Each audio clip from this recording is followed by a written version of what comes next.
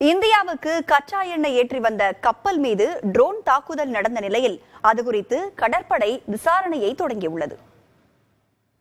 Saudi அரேபியாவிலிருந்து இந்தியாவின் மங்களூருவுக்கு கச்சா எண்ணெய் ஏற்றி வந்த கப்பல் குஜராத் கடல் பகுதியில் வந்து கொண்டிருந்தது.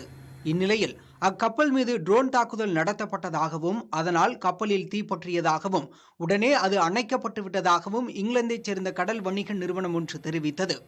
எம்இசென் ப்ளூட்டோ என்ற அக்கப்பலில் 20 இந்திய பணியாளர்கள் இருப்பதாகவும் கூறப்பட்டது. தகவல் அறிந்ததும் இந்திய கடற்படை மற்றும் கடலோர காவல்படை கப்பல்கள் விரைந்து சென்று எம்இசென் ப்ளூட்டோ கப்பலுக்கு பாதுகாப்பு அளித்தன. அக்கப்பல் ICGS விக்ரம் என்ற கடலோர காவல்படை கப்பல் பாதுகாப்புடன் மும்பை நோக்கி வந்து கொண்டுள்ளது. இந்த தாக்குதலின் பின்னணியில் யார் உள்ளனர் என்பது உள்ளிட்ட விவரங்கள் குறித்து இந்திய கடற்படை விசாரணையை தொடங்கியுள்ளது. இதற்கிடையே இத்தாக்குதல் ஈரானிலிருந்து நடத்தப்பட்டதாக அமெரிக்க கடற்படை தெரிவித்துள்ளது. எம்இ சாய்பாபா என்ற இந்திய கப்பல் மீதும் தாக்குதல் நடத்தப்பட்டதாக அமெரிக்கா தெரிவித்த நிலையில் அது இந்திய கப்பல் அல்ல என்றும் கபோன் நாட்டுக்கு சொந்தமானது என்றும் இந்தியா கூறியுள்ளது.